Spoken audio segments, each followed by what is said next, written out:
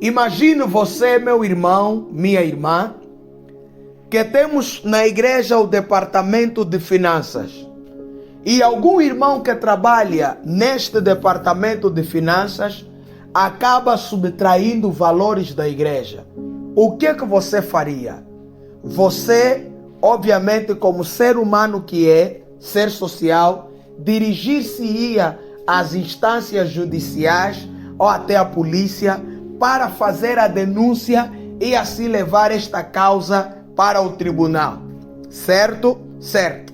Eu faria exatamente a mesma coisa, mas pensaria melhor se refletisse com o apóstolo Paulo em 1 Coríntios capítulo de número 6. Se por um lado no capítulo de número 5, Paulo está a falar dos pecados cometidos pelos membros da igreja, aos quais a igreja não quer saber, não dá mínima importância, porque cada um quer fazer o que quiser. No capítulo 6, a ordem muda. Paulo está a falar daqueles pecados, daqueles crimes que são cometidos pelos irmãos da igreja, que são cometidos pelos membros do corpo de Cristo, que deveriam merecer por parte da igreja sigilo no tratamento das mesmas. Paulo aponta para os juízes eclesiásticos, Paulo aponta até mesmo para questões sobre a própria lei e o próprio campo jurídico. Por isso, hoje, as igrejas modernas, sempre na sua constituição, têm a parte legal, tem a parte da igreja que vai lidar com questões legais, com questões voltadas à litigação, com questões ligadas à correção de conduta no âmbito dos direitos. O que Paulo está nos dizer?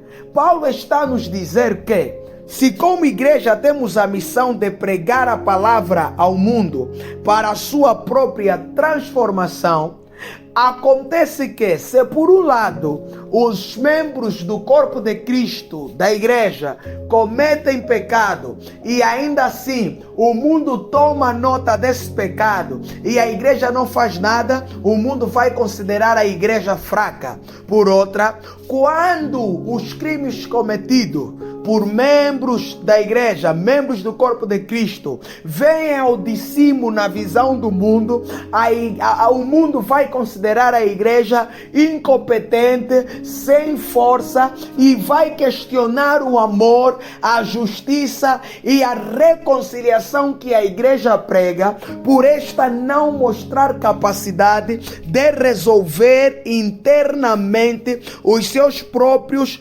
problemas. Por isso é que no versículo 7 o apóstolo está a dizer que o facto de haver litígios entre vocês já significa uma completa derrota. Por que o apóstolo está a dizer isso? Porque seria normal que o cristão não cometesse crimes, não cometesse erros que o colocassem em conflito com a lei. Mas Paulo está a dizer, pior do que isto, é quando o irmão comete e não há uma reconciliação, não há no âmbito da litigação, um acordo entre as partes para evitar que este pecado, este crime, chegue às instâncias judiciais mundanas. Ou seja, Paulo está a dizer que a igreja recebeu de Cristo completa capacidade para resolver os seus próprios conflitos. Estamos, pois, anulando o poder da lei ou a importância da lei numa determinada nação ou província? Não.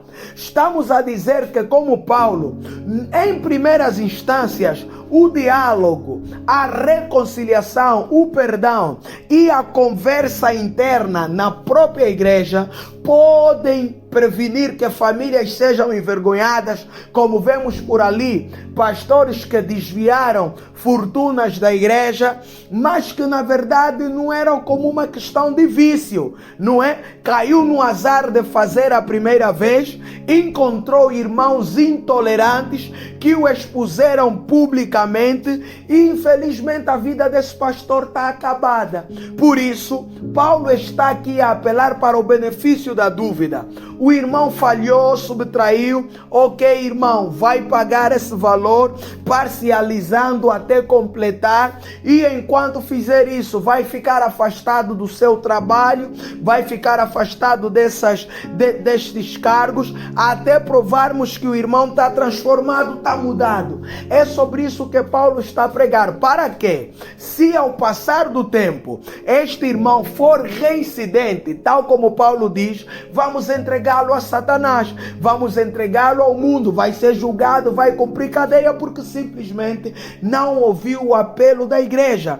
O que Paulo está a dizer, meus irmãos, é que como igreja precisamos olhar primeiro para o caminho da paz, para o caminho ao qual Cristo apontou que é Ele mesmo. A conversa, o diálogo, as orações, o perdão podem salvar vidas e famílias da vergonha que é quando estas notícias saem para fora, chegam para o mundo. A igreja tem capacidade de resolver internamente os seus problemas. Por isso, este é um apelo para você, meu irmão. Este é um apelo para você, minha irmã. Eu já vi mães a mandarem os filhos para a cadeia, a mandarem as filhas para o tribunal. Já vi filhos fazendo a mesma coisa com os pais. Por quê? Por falta de tolerância. Eu não estou a falar de uma coisa que acontecia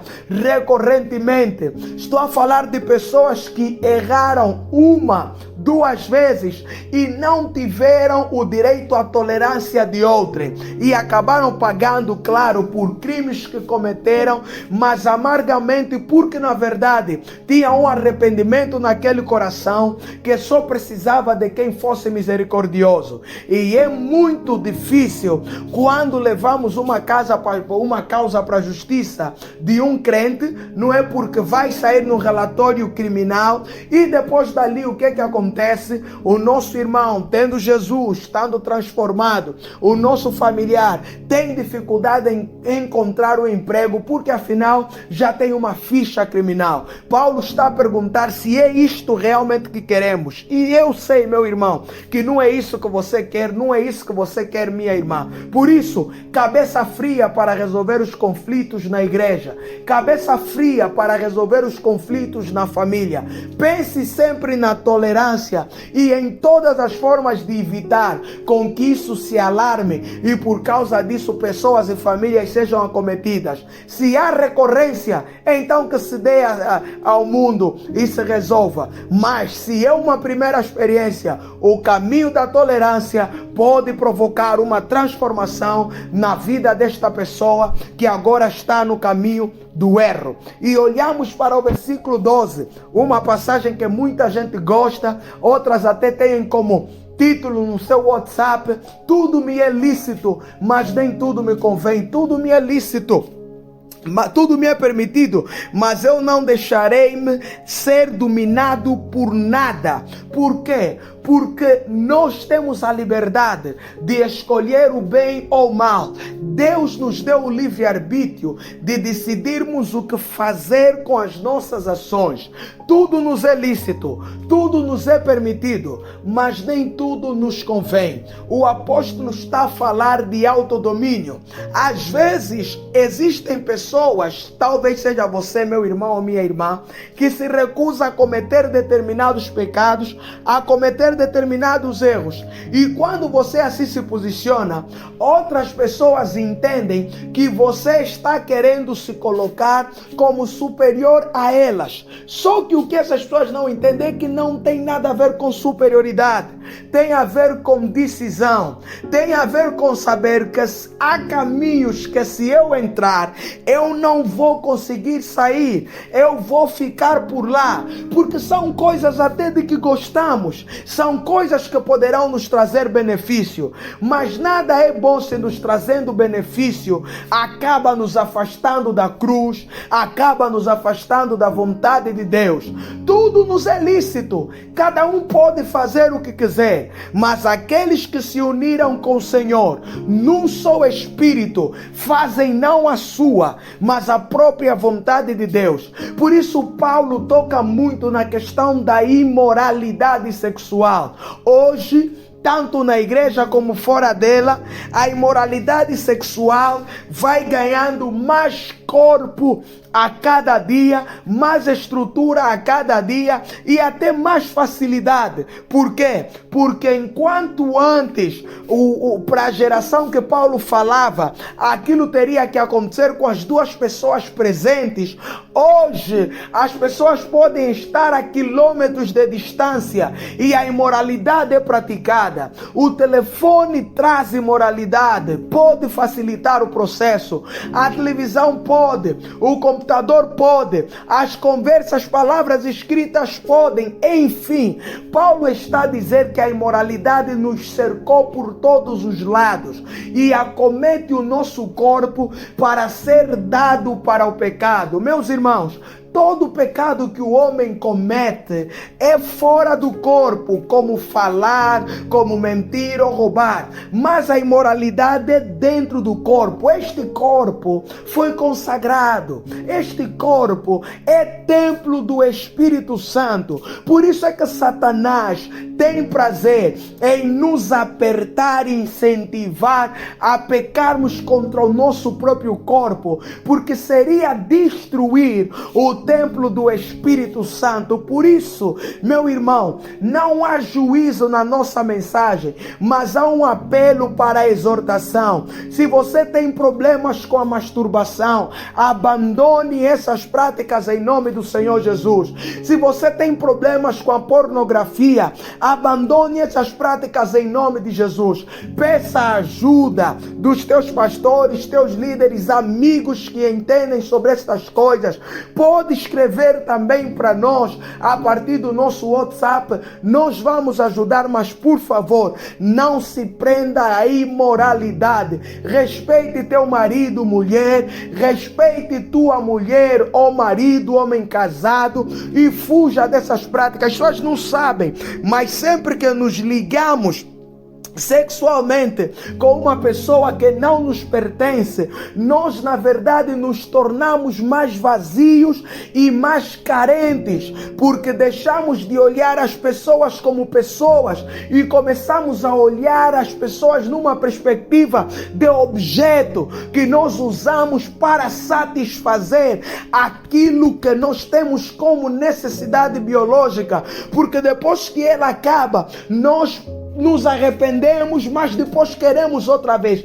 Esta é a escravidão de que Paulo fala. Quem se apresenta diante de uma instância para servir vai se tornar dominado por aquela situação. Sempre que trocamos contato sexual com uma pessoa, seja quem for, nós estamos compartilhando história, nós estamos a compartilhar espiritualidade, nós estamos a compartilhar mais do que corpo, porque o homem não é só o corpo. Por isso, meus irmãos, precisamos ter cuidado e, tal como Paulo apelou, fugirmos desta prática o quanto antes, para que sejamos achados puros e santificados para a glória do nome do Senhor Jesus Cristo. Então, duas lições importantes ficam para nós este dia.